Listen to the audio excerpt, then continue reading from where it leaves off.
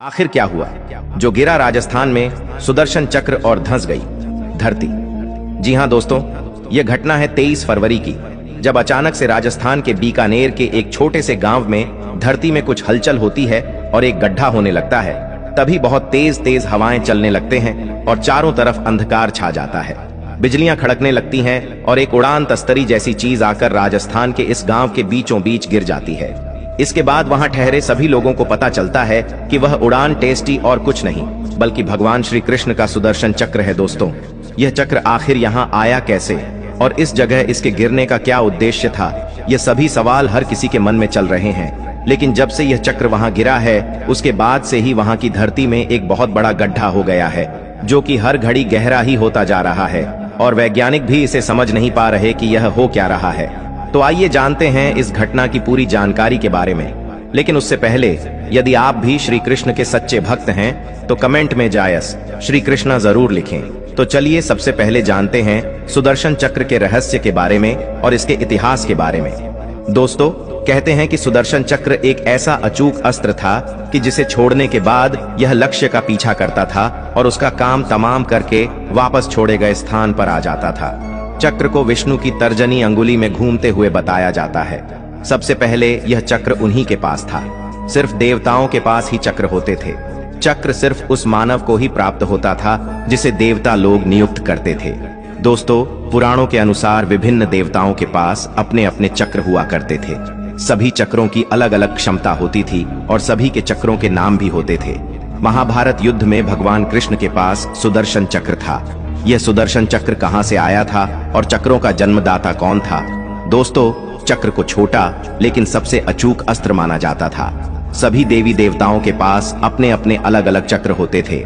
जैसे शंकर जी के चक्र का नाम भवरेंदु, विष्णु जी के चक्र का नाम कांता चक्र और देवी का चक्र मृत्यु मंजरी के नाम से जाना जाता था। सुदर्शन चक्र का नाम भगवान कृष्ण के नाम के साथ अभिन्न रूप से जुड़ा हुआ है।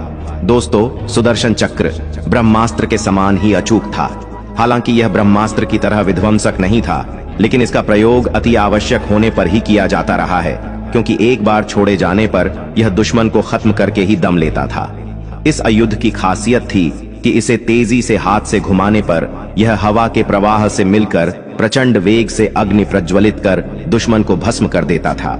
यह अत्यंत सुंदर, तीव्रगामी, तुरंत संचालित होने वाला एक भयानक अस्त्र था। दोस्तों, परमाणु बम के समान ही सुदर्शन चक्र के विज्ञान को भी अत्यंत गुप्त रखा गया है। गोपनीयता इसलिए रखी गई होगी कि इस अमोघ अस्त्र की जानकारी देवताओं को छोड़ दूसरों को न लग जाए, अन्यथा अयोग्य और गैर जिम्मेदार लोगों द्वारा इसका दुरुपयोग हो सकता था। यह चांदी की शलाकाओं से निर्मित था। इसकी ऊपरी और निचली सतहों पर लौह शूल लगे हुए थे। इसके साथ ही इसमें अत्यंत विषैले किस्म के विष थे, जिसे द्विमुखी पैनी छुरियों में रखा जाता था। इन पैनी छुरियों का भी उपयोग किया जाता था। इसके नाम से ही विपक्षी सेना में मौत का भय छा जाता था। यह खुद जितना रहस्यमय है, उतना ही इसका निर्माण और संचालन भी। प्राचीन और प्रामाणिक शास्त्रों के अनुसार सुदर्शन चक्र का निर्माण भगवान विष्णु ने नहीं बल्कि भगवान शिव ने किया था। सुदर्शन चक्र के निर्माण के बाद शिव जी ने यह चक्र भगवान विष्णु को सौंप दिया था। इस संबंध में शिव पुराण में उल्लेख है कि एक बार जब दैत्यों के अत्याचार बहुत बढ़ गया था, तब सभी देवता श्री हरि विष्णु के पास आए और असुरों के संहार की गुहार लगाई। तब भगवान विष्णु ने कैलाश पर्वत पर जाकर भगवान शिव की विधिपूर्वक आराधना की थी और वे 1000 नामों से शिव की स्तुति करने लगे। वे प्रत्येक नाम पर एक कमल पुष्प भगवान शिव को चढ़ाते थे। तब भगवान शंकर ने विष्णु की परीक्षा लेने के लिए उनके द्वारा लाए 1000 कमल में से एक कमल का फूल छिपा दिया था और भगवान शिव की माया के कारण भगवान विष्णु को यह पता नहीं चला था। एक फूल कम होने पर भगवान विष्णु उस एक फूल को ढूंढने लगे। बहुत कोशिश करने के बाद भी वह फूल नहीं मिला।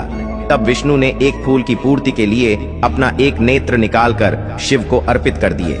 दोस्तों, भगवान विष्णु ने तो अपने नेत्र अर्पित कर दिए, लेकिन भगवान विष्णु की भक्ति देखकर भगवान शंकर बहुत प्रसन्न हुए और भगवान शंकर श्री हरि के समक्ष प्रकट होकर वरदान मांगने के लिए कहा। तब विष्णु ने दैत्यों के संहार के लिए उनसे अजेय शस्त्र का वरदान मांगा। इस पर भगवान शंकर ने भगवान विष्णु को सुदर्शन चक्र प्रदान किया। सुदर्शन चक्र पाने के बाद विष्णु ने उस चक्र से दैत्यों का संहार कर दिया। इस प्रकार देवताओं को दैत्यों से मुक्ति मिली तथा सुदर्शन चक्र उनके स्वरूप के साथ सदैव के लिए जुड़ गया। इसके बाद भगवान विष्णु ने आवश्यकता पड़ने पर सुदर्शन चक्र को देवी पार्वती को प्रदान कर दिया था, जिसके बाद कई देवी देवताओं से विचरित होते हुए सुदर्शन चक्र भगवान परशुराम के पास से श्री कृष्ण को प्राप्त हुआ। दोस्तों, सुदर्शन चक्र को हिंदू धर्म में एक शक्तिशाली और दिव्य हथियार के रूप में जाना जाता है, जो महान भगवान विष्णु से संबंधित है, जिसे व्यापक रूप से हिंदू पौराणिक कथाओं में संरक्षण का देवता माना जाता है।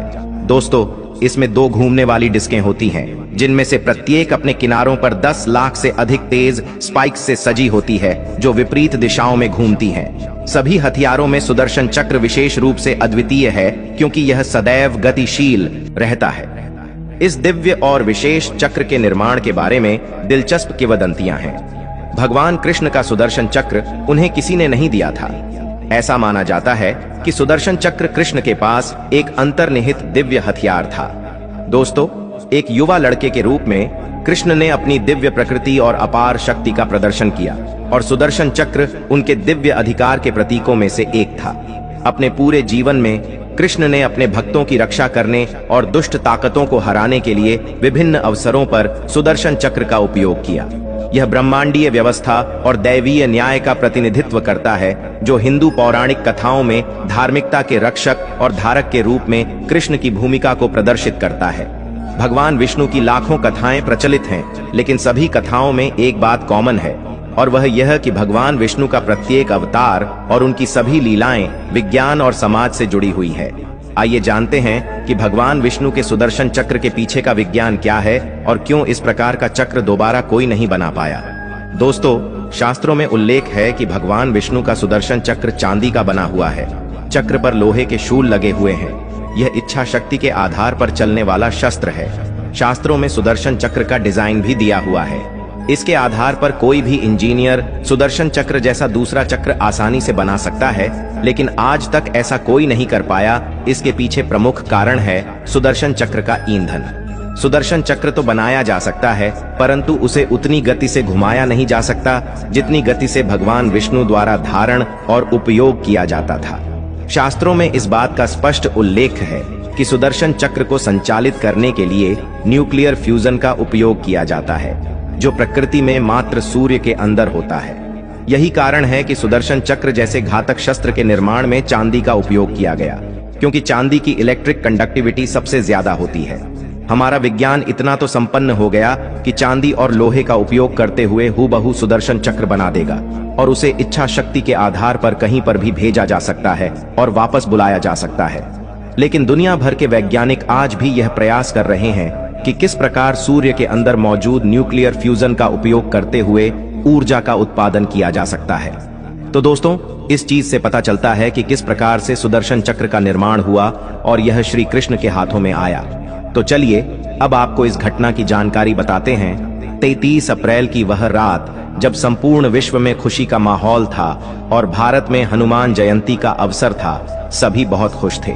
इसी बीच बहुत से भक्त राजस्थान के मेहंदीपुर बालाजी मंदिर भी जा रहे थे प्रभु के दर्शन करने के लिए। तब वहां से गुजरते हुए कुछ लोगों ने जब सुदर्शन चक्र को देखा तो किसी ने यह कल्पना ही नहीं कि सच में सुदर्शन चक्र, परंतु बाद में जब उस चक्र को ध्यान से देखा गया तो उसकी तुलना श्री कृष्ण के सुदर्शन चक्र से की गई। दोस्तों, इस गड्ढे से लोग कलयुग के अंत का भी अनुमान लगा रहे हैं। लोगों का कहना है कि शायद यह छेद इसी तरह से बढ़ता जाएगा और पूरी पृथ्वी को अपने अंदर ही समाहित कर लेगा। परंतु वहीं वैज्ञानिक तौर पर यह अनुमान लगाया गया है कि यह गड्ढा जिस जगह पर हो रहा है, यहाँ किसी जमाने में एक कुआं हुआ करता था, जिसके चलते यह गड्ढा अब अपनी जगह पूर्णतः कुएं के रूप में बना रहा है। तो मित्रों, आशा करते हैं आपको यह जानकारी अच्छी लगी हो, तो चैनल को सब्सक्राइब करें, वीडियो को लाइक करें और हमसे जुड़े रहें। धन्यवाद।